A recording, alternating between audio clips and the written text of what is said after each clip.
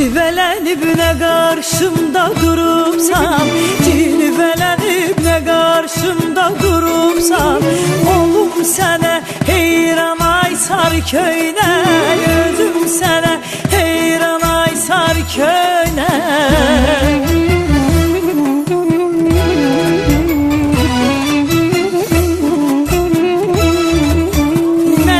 Sen çıkıpsan cennet bağından, sen çıkıpsan cennet bağından, hiç kim olmaz sene tay Sarköyne, özüm sene heyran ay Sarköyne.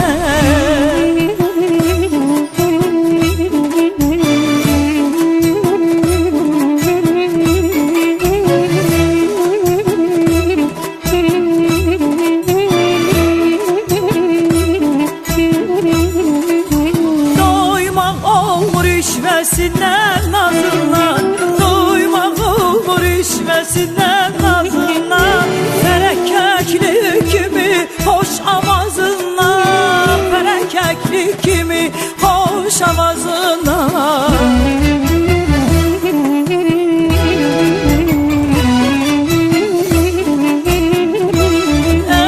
Yel vurubur bendin atıp üzünden, yel vurubur bendin atıp üzünden, elə bildim doğdu ay Sarköy.